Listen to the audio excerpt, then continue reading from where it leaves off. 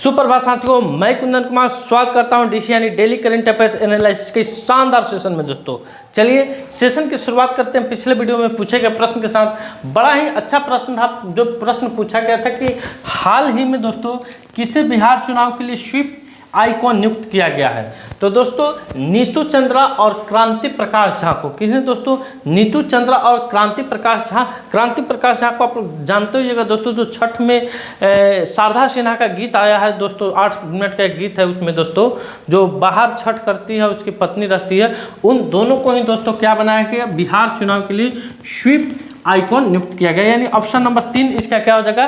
Correct उत्तर हो जाएगा। बहुत सारे बच्चों ने इसका उत्तर कमेंट सेक्शन में नहीं दिया है। जो नहीं दिए हैं उनकी तैयारी आप अपना देख लीजिए। आइए अगला क्वेश्चन है, राष्ट्रीय ध्वज दिवस 2025 कब मनाया गया है? तो आज दोस्तों 22 जुलाई को हम लोग राष्ट्रीय ध्वज दिवस भी मनाए हैं, राष्ट्रीय आम दिवस भी मनाए हैं और अंतर्राष्ट्रीय पाई दिवस भी मनाए। हालांकि पाई दिवस दोस्तों मार्च महीना में भी मनाया जाता है और जुलाई महीना में भी मनाया जाता है। यानी बहुत सारे देश मार्च महीना में भी मनाते हैं और जो 3 मार्च को मनाते हैं और 14 मार्च को मनाते हैं और बहुत सारे देश उसको 22 जुलाई को भी मनाते हैं दोस्तों। तो ये 2 क्वेश्चन इसमें लिखा हुआ नहीं है, ओरल में भरभली आपको मैंने बताया है। यहाँ पे लिखा हुआ है राष्ट्रीय ध्वज दिवस 2025 कब मनाया गया था दोस्तों। तो सबसे पहले आइए जानते हैं। राष्ट्रीय ध्वज दिवस 22 जुलाई 1947 में भारतीय राष्ट्रीय ध्वज को अपनाने के उपलक्ष्य में हम लोग क्या करते हैं? मनाते हैं। स्वतंत्रता से ठीक पहले डॉक्टर राजेंद्र प्रसाद की अध्यक्षता वाली संविधान सभा द्वारा इसे अपनाया गया था। इसकी डिजाइनरिंग पिंगली वेंकैया की थी, जिन्होंने दक्षिण अफ्रीका में ब्रिटिश सेना में सेवा देने के बाद ध्वज निर्माण कार्य शुरू किया था। विषय यानी इस साल 2025 की क्या थीम है, किस थीम पर हम इसको मनाने वाले हैं? तो एक राष्ट्र एक ध्वज, बलिदान में एकजुट, शांति के लिए प्रतिबद्ध। क्या है थीम दोस्तों? एक राष्ट्र एक ध्वज, बलिदान में एकजुट, शांति के लिए प्रतिबद्ध। तो उत्तर हो जाएगा इसका 22 जुलाई, ऑप्शन नंबर 3। आइए अगले क्वेश्चन की तरफ बढ़ते हैं। अगला क्वेश्चन आपकी स्क्रीन पे आ रहा है कि हाल ही में प्रति बूथ मतदाताओं की संख्या 1200 से कम करने वाला भारत का पहला राज्य कौन बना है दोस्तों? तो दोस्तों पहले होती थी कि बूथों पर यानी एक बूथ पर दोस्तों 1200 से अधिक मतदाता रहते थे। अब मतदाताओं की भीड़ की संख्या को देखते हुए, भीड़ को कम करने के लिए, लोगों की कतारें को कम करने के लिए चुनाव आयोग के द्वारा दोस्तों बिहार में मतदाताओं की संख्या 1200 से कम कर दी गई है। तो इस क्वेश्चन का उत्तर हो जाएगा ऑप्शन नंबर 1। क्या हो जाएगा? ऑप्शन नंबर 1 बिहार हो जाएगा दोस्तों। आइए जरा एक्सप्लेनेशन देखते हैं। बिहार भारत का पहला राज्य है जिसने प्रति मतदान केंद्र पर 1200 से कम मतदाताओं की संख्या को सुनिश्चित की है, जिससे भीड़ भाड़ कम होगी। 24 जून 2025 के राज्य के निर्देशात्मक प्रतिनिधित्व आदेश के आधार पर 12,817 नए मतदाता केंद्र जोड़े गए हैं। अब कुल 90,712 हो गए हैं। संशोधित सीमा 12,000 मतदाता प्रति मतदान केंद्र से 1500 से कम है। उद्देश्य मतदाता सुविधा और बूथ स्तरीय प्रबंधन में सुधार करना। आते हैं अगले क्वेश्चन की तरफ। अगला क्वेश्चन है आपके स्क्रीन पे दोस्तों कि 2025 शतरंज विश्व कप की मेजबानी कौन सा देश करेगा? तो दोस्तों फिडी ने भारत को 2025 शतरंज विश्व कप की मेजबानी के रूप में पुष्टि की है। टूर्नामेंट की तिथि 30 अक्टूबर से 27 नवंबर। कब दोस्तों? 30 अक्टूबर से 27 नवंबर 2025 में होगी। मेजबान शहर की घोषणा भी बाकी है। 206 खिलाड़ी नॉकआउट प्रारूप, शीर्ष 3 टीमें 2026 कैंडिडेट टूर्नामेंट के लिए क्वालिफाई करेगी। भारत द्वारा आयोजित हाल के प्रमुख शतरंज आयोजक 2022 में शतरंज ओलंपियाड, टाटा स्टील शतरंज इंडिया। 2024 में जूनियर चैंपियनशिप, 2025 में महिला ग्रैंड प्रिक्स का 5वां चरण, ये सब भारत में हुआ है दोस्तों। तो इसका उत्तर हो जाएगा ऑप्शन नंबर 1 आपका भारत हो जाएगा। आते हैं अगले क्वेश्चन की तरफ। अगला क्वेश्चन आपके स्क्रीन पे है कि इंटरनेट स्पीड के मामले में भारत का पूरे विश्व में 26वां स्थान है। कितना स्थान है? 26 नंबर पर आता है। भारत ने दुनिया की पहली पारंपरिक ज्ञान डिजिटल लाइब्रेरी शुरू की है। भारत की अंडर 20 फ्री स्टाइल कुश्ती टीम ने अंडर 20 चैंपियनशिप में 2रा स्थान हासिल किया है। भारत ने पहली इलेक्ट्रिक ट्रक प्रोत्साहन योजना शुरू की है। पांडुलिपि विरासत पर पहले वैश्विक सम्मेलन की मेजबानी भारत करेगा। भारत ने बिम्स्टेक देशों के लिए कैंसर देखभाल प्रशिक्षण कार्यक्रम शुरू किया है। भारत दुनिया का 4था सबसे बड़ा बायोफ्यूल उपभोक्ता बना है। 10.2 सेकंड कम समय में 100 मीटर दौड़ लगाने वाले पहले भारतीय अनिमेश कुजूर बने हैं। आते हैं अगले क्वेश्चन की तरफ। अगला क्वेश्चन आपकी स्क्रीन पे है कि केंद्रीय वाणिज्य एवं उद्योग मंत्री पीयूष गोयल ने भारत EFT व्यापार समझौता कब से लागू करने की घोषणा की है। तो भारत EFT मुक्त व्यापार समझौता 1 अक्टूबर से प्रभावी होगा दोस्तों। पीयूष गोयल, केंद्रीय वाणिज्य एवं उद्योग मंत्री पीयूष गोयल ने आज कहा कि भारत 4 देशों के यूरोपीय समूह यूरोपीय मुक्त व्यापार संघ के बीच EFTA के बीच मुक्त व्यापार समझौता 1 अक्टूबर से लागू करेगा। इसके अलावा दोस्तों EFTA के द्वारा ये घोषणा किया गया है कि भारत में आगामी वर्षों में दोस्तों लगभग 100 अरब डॉलर, कितना 100 अरब डॉलर निवेश की जाएगी, जिससे लगभग 10,000 लोगों को रोजगार के अवसर प्राप्त होंगे। इसके साथ ही जो दोस्तों फॉरेन से यानी इन यूरोपीय देशों से जो भी सामान आते थे, जैसे यूरोपियन देश में जो भी देश है, सिंगापुर है दोस्तों, वहाँ से चॉकलेट ये सब आता था, घड़ी ये सब आती थी, उन सारे के रेट में थोड़ा बहुत की कमी आपको देखने को मिलेगी दोस्तों। तो कब से प्रभावी होगा दोस्तों? 1 अक्टूबर से प्रभावी होगा। आते हैं अगले क्वेश्चन की तरफ। अगला क्वेश्चन है आपके स्क्रीन पे कि हाल ही में यूरोपीय संघ ने भारतीय Rosneft refinery Nayara Energy European Limited पर प्रतिबंध लगाया है। यह यूनियन रिफाइनरी सेंटर कहाँ है? तो गुजरात में है दोस्तों। इस रिफाइनरी सेंटर जिसका नाम है रायना एनर्जी यूरोपियन लिमिटेड, इस पर क्या कर दिया गया है? प्रतिबंध लगा दिया गया है। अगला क्वेश्चन आपके स्क्रीन पे आ रहा है कि हाल ही में पृथ्वी पर मंगल ग्रह का सबसे बड़ा टुकड़ा 53 लाख डॉलर में कहाँ बिका है? तो आइए दोस्तों, न्यूयॉर्क में दुर्लभ वैज्ञानिकों और पुरातात्विक वस्तुओं की एक नीलामी में पृथ्वी पर अब तक का पाया गया मंगल ग्रह का सबसे बड़ा दुर्लभ टुकड़ा 53 लाख डॉलर में बिक गया। उल्का पिंड की नीलामी का यह एक नया रिकॉर्ड भी बनाया गया है।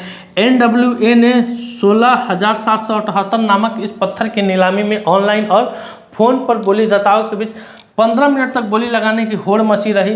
54 पाउंड यानी 24.5 किलोग्राम के इस पत्थर की खोज नवंबर में 2023 में नाइजर के सहारा रेगिस्तान के उल्का पिंड खोजने वालों ने की थी दोस्तों। तो कहाँ इसकी नीलामी हुई है? न्यूयॉर्क में हुई है दोस्तों। आते हैं अगले क्वेश्चन की तरफ। अगला क्वेश्चन आपके स्क्रीन पे है कि हाल ही में भारतीय नौसेना ने पनडुब्बी रोधी युद्धक उथले जलयान युद्धपोत अजय का उद्घाटन कहाँ किया है? तो जो ये दोस्तों ये जो जहाज दिख रहा है दोस्तों, इसका नाम क्या है? अजय है दोस्तों। रक्षा के क्षेत्र की सार्वजनिक क्षेत्र की company Garden Reach Shipbuilders and Engineers ने सोमवार को भारतीय नौसेना के लिए निर्मित पनडुब्बी रोधी युद्धक उथले जल पोतों की श्रृंखला के 8वें और अंतिम पोत का जलावतरण किया। कहाँ से किया है? तो कोलकाता में किया है। कहाँ किया है दोस्तों? कोलकाता में किया। अब आते हैं अगले क्वेश्चन की तरफ। अगला क्वेश्चन है आपकी स्क्रीन पे कि हाल ही में भारतीय सेना ने किस राज्य के संवन सिंह की समस्त शैक्षणिक आवश्यकताओं को प्रायोजित करने का निर्णय लिया है? तो दोस्तों, जो अभी कुछ दिन पहले भारत और पाकिस्तान के बीच में एक युद्ध छिड़ा था दोस्तों, इस युद्ध में पंजाब के हैं संवन सिंह। कौन है? पंजाब के संवन सिंह हैं दोस्तों। ऑपरेशन सिंदूर के दौरान कम उम्र के योद्धा मास्टर संवन सिंह की समस्त शैक्षणिक आवश्यकताओं को प्रायोजित करने का निर्णय लिया गया। फिरोजपुर पंजाब के 10 वर्षीय बालक ने ऑपरेशन सिंदूर के दौरान अपने खेतों में तैनात सैनिकों को दिन रात आवश्यक खाद्य सामग्री पहुंचाकर उनकी सहायता की थी। यानी इनके खेत में जो भी सैनिक तैनात थे दोस्तों भारत पाकिस्तान ऑपरेशन सिंदूर के दौरान, उनके लिए जो भी खाद्य सामग्री थी, रसद थी, वो ये संवन सिंह के द्वारा पहुंचाया जाता था दोस्तों। इसलिए भारतीय सेना ने इनके रख रखाव, इनके पढ़ने, रहन सहन यानी सारा खर्चा भारतीय सेना वहन करेगी। तो ये किस राज्य के थे दोस्तों? पंजाब राज्य के थे। अब आते हैं अगले क्वेश्चन की तरफ। अगला क्वेश्चन आपके स्क्रीन पे कि हाल ही में राष्ट्रपति जगदीप धनखड़ ने अपने पद से इस्तीफा दिया। वे कौन से नंबर के उपराष्ट्रपति थे? तो वे 14वें नंबर के उपराष्ट्रपति थे। उपराष्ट्रपति जगदीप धनखड़ ने स्वास्थ्य कारणों का हवाला देते हुए दोस्तों मानसून सत्र से पहले अपना इस्तीफा दे दिया है। अच्छा, उपराष्ट्रपति किसको इस्तीफा दे सकते हैं? तो राष्ट्रपति को इस्तीफा दे सकते हैं। अनुच्छेद 67A के अंतर्गत उसको तत्काल प्रभाव से लागू भी कर दिया गया दोस्तों। स्वास्थ्य कारणों का हवाला दिया गया है। हालांकि जगदीप धनखड़ ये बताए हैं उपराष्ट्रपति के पद पर रहते हुए कि उपराष्ट्रपति के कार्य क्या है दोस्तों। लगातार वो न्यायपालिका को कटघरे में खड़ा कर रहे थे। न्यायपालिका के जो भी भावना है दोस्तों उनको उजागर कर रहे थे, जो भी उनकी कुरीतियाँ है उनको उजागर कर रहे थे। उन्होंने राज्यसभा के सभापति के पद से भी इस्तीफा अपना दे दिया है। तो आते हैं अगले क्वेश्चन की तरफ। अगला क्वेश्चन आपकी स्क्रीन पे आ रहा है कि हाल ही में किसने the new world 21st century global order and India नामक पुस्तक लिखी है? तो दोस्तों संजीव चोपड़ा ने, राम माधव ने, राम माधव ने the new world 21st century global order नामक इंडियन नामक पुस्तक लिखे हैं। अगला क्वेश्चन आपके स्क्रीन पे आ रहा है दोस्तों कि हाल ही में न्यायमूर्ति विपुल एम पंचोली ने किस राज्य के मुख्य न्यायाधीश के रूप में शपथ ली है? तो बिहार में न्यायमूर्ति विपुल एम पंचोली ने आज पटना उच्च न्यायालय के मुख्य न्यायाधीश के रूप में शपथ ली। बिहार के राज्यपाल आरिफ मोहम्मद खान ने पटना स्थित राजभवन में आयोजित एक समारोह में उन्हें पद की शपथ दिलाई। तो इस क्वेश्चन का उत्तर हो जाएगा ऑप्शन नंबर 1 बिहार। अगले क्वेश्चन की तरफ आते हैं। अगला क्वेश्चन आपके स्क्रीन पे आ रहा है कि हाल ही में स्लीपिंग प्रिंस के नाम से जाने जाने वाले किस देश के राजकुमार का निधन हो गया? तो जो आप तस्वीर देख रहे हैं दोस्तों, स्लीपिंग प्रिंस डाइज, ये जो आप सोया हुआ शख्स आपको दिख रहा है, ये क्या है? Sleeping Prince. दोस्तों 2005 ईस्वी में ये दोस्तों लंदन में इनको एक कार दुर्घटना हो गई थी, जिस दुर्घटना के कारणवश इनके सर में यानी दिमाग में काफ़ी गहरा चोट आया था, काफ़ी ब्लडिंग भी हुआ था। तब से आज तक ये कोमा में चले गए थे, यानी स्लीपिंग अवस्था में दोस्तों, जिन्हें स्लीपिंग प्रिंस के भी नाम से जाना जाता था दोस्तों। उनका निधन हो गया दोस्तों। वे किस देश के थे? तो सऊदी अरब के थे दोस्तों। वह सऊदी शाही परिवार के सदस्य प्रिंस खालिद बिन ललाल के सबसे बड़े बेटे थे दोस्तों। अब आते हैं अगले क्वेश्चन की तरफ। अगला क्वेश्चन आपके स्क्रीन पे है कि हाल ही में नए भारतीय नौसैनिक अड्डे के लिए अधिग्रहित किया जाने वाला बित्रा द्वीप कहाँ स्थित है? तो जो आप तस्वीर में देख रहे हैं दोस्तों, ये लक्षद्वीप में दोस्तों ये बित्रा द्वीप है। क्या है? ये बित्रा द्वीप है दोस्तों। अब इसे हाल फिलहाल भारतीय नौसैनिक को क्या कर दिया गया है? सौंप दिया गया है। बित्रा द्वीप की 2011 की अगर 11 की जनगणना के अनुसार बात की जाए तो 246 इसकी जनसंख्या थी दोस्तों। यह एक अल्पसंख्यक यानी मुस्लिम समुदाय का धार्मिक स्थल भी था। अब इसे भारतीय सेना को सौंप दिया गया है और वहाँ के लोगों को पुनः भारत में कहीं जगह, किसी भी जगह पर क्या किया जाएगा?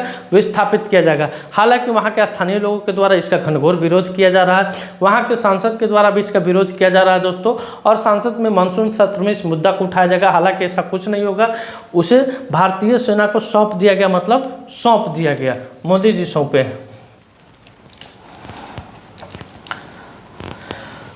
अगला क्वेश्चन है आज का सवाल कि बिहार का कौन सा जिला पहली भारतीय ओपन एथलेटिक्स मीट की मेजबानी करेगा?